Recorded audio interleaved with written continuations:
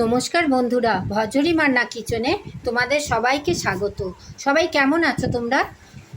চলো আজকে আমি একটা অন্যরকম রান্না নিয়ে তোমাদের কাছে পৌঁছে গেছি। যারা কিটো ডায়েট করো, মানে কার্বোহাইড্রেট তাদের খাবারে একটু কম থাকে বা খাও না, তাদের জন্য আমি আজকে একটু ক্যালিফ্লাওয়ার রাইস রান্না করে তোমাদের সঙ্গে শেয়ার করলাম। আমি দুভাবে এই রাইসটা রান্না করেছি, রাইস ছাড়া ক্যালিফ্লাওয়ার রাইস, ক্যালিফ্লাওয়ার দিয়ে। চলো কিভাবে রান্নাটা করেছি আর কি কি উপকরণ লাগছে আমি দেখে নিই। তাহলে চলো দেখে নিই কালিফ্লাওয়ার রাইস বানাবার জন্য আমার কি কি উপকরণ লাগছে। এটা একটা ফুলকপির প্রিপারেশন। চলো আমি দুরকমভাবে বানাবো, আমি উপকরণগুলো আগে দেখিয়ে নিই। আমি একটা ফুলকপি নিয়েছি এখানে গোটা, আর এখানে আমি ক্যাপসিকাম নিয়েছি, ক্যাপসিকাম, গাজর গ্রেট করে রেখেছি, একটু টমেটো নিয়েছি, একটু বিনস নিয়েছি, আর একটু কারি পাতা ইউজ করছি, আর একটু বাটার ইউজ করব, লেবুর রস ইউজ করব, আর এখানে আমি একটু সোয়া সস আর টমেটো কেচাপ ইউজ করব। চলো রান্নাটা শুরু করি। আমি প্রথমে ফুলকপিটাকে একটু ভালো করে ধুয়ে নিয়েছি, নিয়ে এবার দেখো ফুলকপির থেকে এই ফুলের অংশগুলো আমি একটু কেটে নিচ্ছি।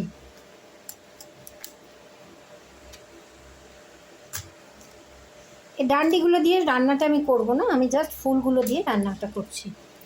ফুলকপির যে মেন মাথাগুলো সেগুলো আমি কেটে নিচ্ছি।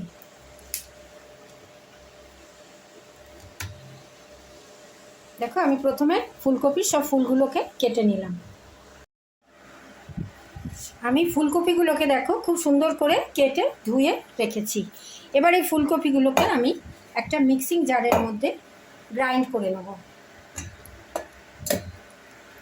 একটু দানা দানা থাকবে, ওইভাবে গ্রাইন্ডটা করতে হবে।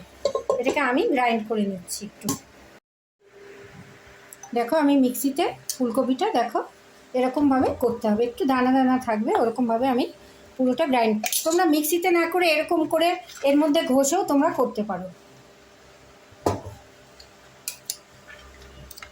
দেখো কনসিস্টেন্সিটা এরকম থাকবে, দেখতে দেখো পুরো ধোয়া চালকে ধুয়ে রাখলে ঠিক এরকম দেখতে হয়, ওরকম দেখতে হয়েছে একটা। এরকম দানা দানা অবস্থায় আমি ফুলকপিটা ঢেলে নিলাম। চলো আমি এবার রান্নাটা শুরু করি। প্রথমে আমি দেখো গ্যাসের ওপরে একটা সসপ্যান বসিয়ে নিয়েছি, তার মধ্যে একটু বাটার দিয়ে দিচ্ছি।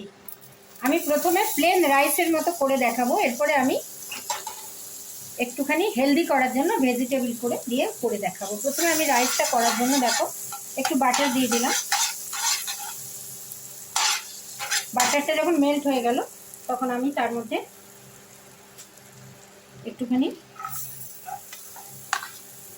ক্রাশড কালিফ্লাওয়ার দিয়ে দিলাম, দিয়ে আমি এটা বাটারের মধ্যে ভেজে নিচ্ছি।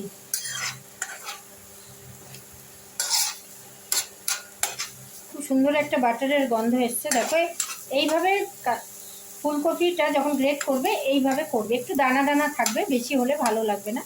গ্রেট হয়ে যাওয়ার পর ফুলকপিটা মোটামুটি নরমই হয়ে গেছে। এবার আমি এর মধ্যে একটুখানি নুন দিয়ে দিচ্ছি, একটু স্বাদ আনার জন্য একটু নুন দিয়ে দিলাম, একটুখানি গোলমরিচ দিয়ে দিলাম। এটা প্লেন রাইসের মতো আমি রান্না করছি। দিয়ে আমি গ্যাসের ফ্লেমটাকে একটু কমিয়ে দেব, যাতে কপিগুলো একটু সেদ্ধ হয়ে যায়। 2 মিনিট আমি গ্যাসের ফ্লেমটাকে কমিয়ে দিচ্ছি আর একটু ঢাকা দিয়ে দিচ্ছি। দেখে নিই।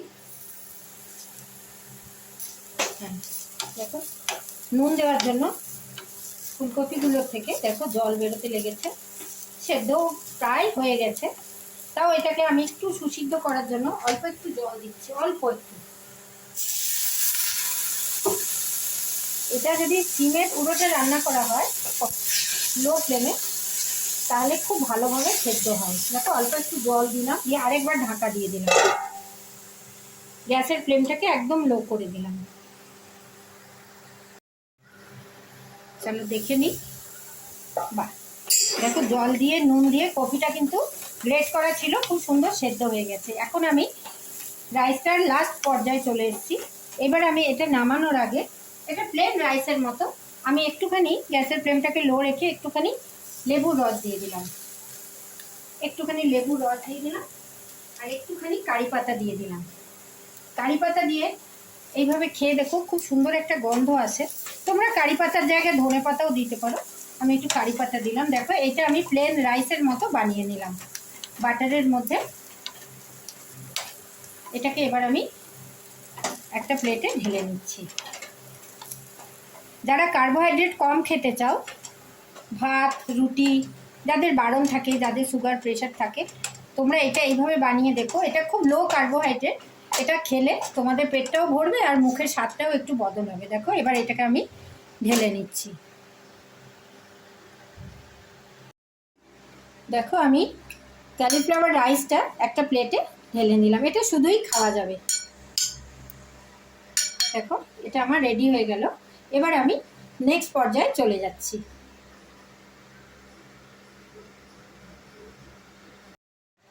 দেখো এবার আমি নেক্সট আরেক রকমভাবে ক্যালিফ্লাওয়ার রাইসটা করে দেখাচ্ছি। একটু ভেজিটেবল দিয়ে আমি একটু সলিড করে করছি, যাতে একটু হেলদি হয়।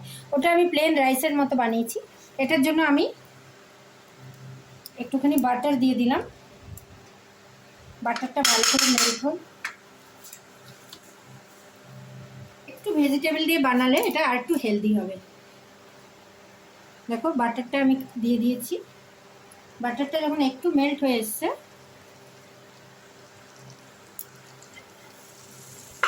তখন আমি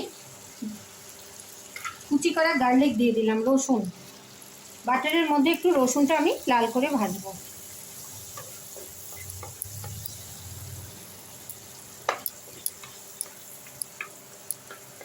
দেখো রসুনটা একটুখানি লাল লাল হয়েছে। এবার আমি এর মধ্যে একটু সবজি দিয়ে দিচ্ছি। একটু কুচনো বিনস দিয়ে দিলাম।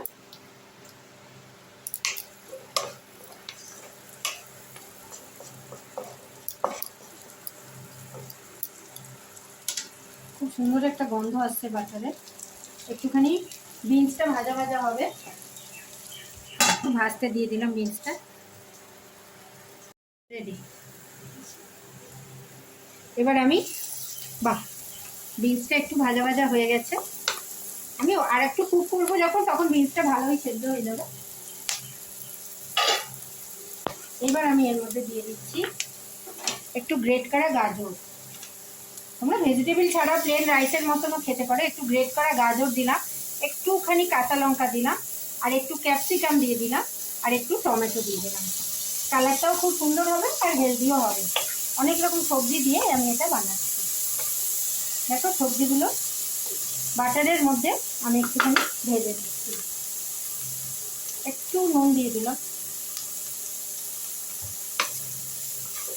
যেরকম করে আমরা ফ্রাইড রাইস বানাই ওরকম করেই বানাচ্ছি, শুধু আমি রাইসটা দিলাম না। যেহেতু যারা কিটো ডায়েট করো তাদের কার্বোহাইড্রেট খাওয়াটা বারণ থাকে, সেই জন্য এইভাবে করে খেতেও ভালো লাগবে, খুব হেলদি হবে আর পেটটাও ভরবে, মুখের স্বাদটাও একটু বদল হবে। দেখো সবজিগুলো আমার একটু ভাজা হয়ে গেছে। এরপরে আমি এর মধ্যে গ্রেট করে রাখা কলিফ্লাওয়ারটা, বাকি পার্টটা দিয়ে দিলাম। ওয়াও, দেখো কি সুন্দর দেখতে হয়েছে।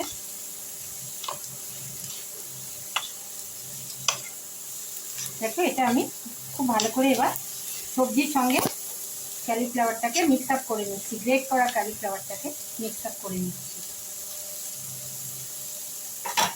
এর মধ্যে আমি একটুখানি নুন দিয়ে দিচ্ছি আলাদা করে, আর একটুখানি গোলমরিচ গুঁড়ো দিয়ে দিচ্ছি। যারা একটু ঝাল পছন্দ করো তোমরা একটু বেশি করে কাঁচা লঙ্কা দিতে পারো, আমি অল্প একটুখানি দিলাম।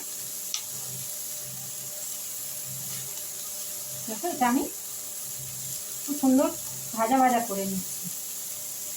ফুলকপিগুলো এমনি সেদ্ধ হয়ে যাবে, নুনের সঙ্গে গ্রেট করা আছে বলে।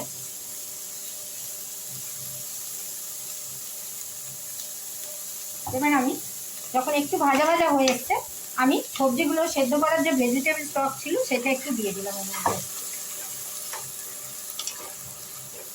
দিয়ে গ্যাসের ফ্লেমটাকে একদম লো করে দিয়ে আমি 2-3 মিনিট এটা একটু কুক করে নেব।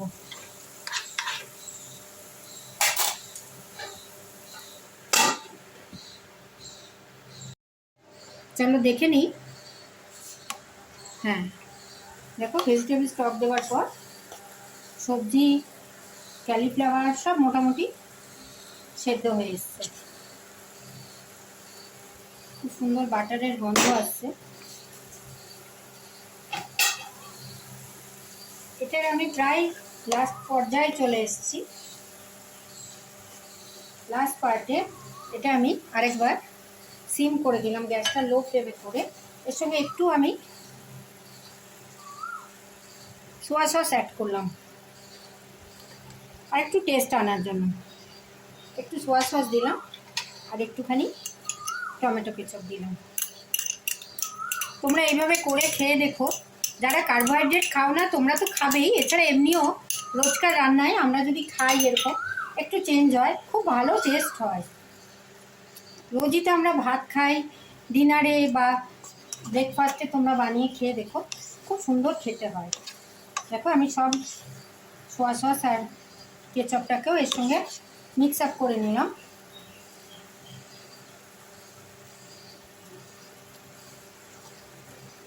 মোটামুটি ক্যালিফ্লাওয়ারও সেদ্ধ হয়ে এসছে, তাও আমি আরেকটু কুক করে নিচ্ছি, জাস্ট 2 মিনিট।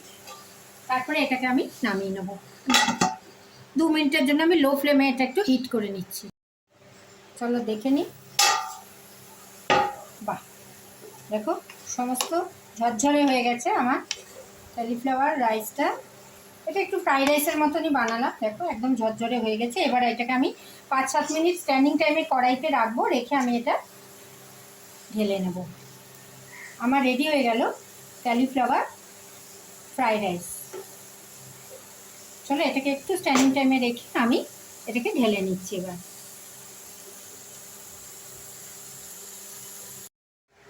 আমি এটা দেখো কড়াই থেকে একটা বাটির মধ্যে ঢেলে নিলাম।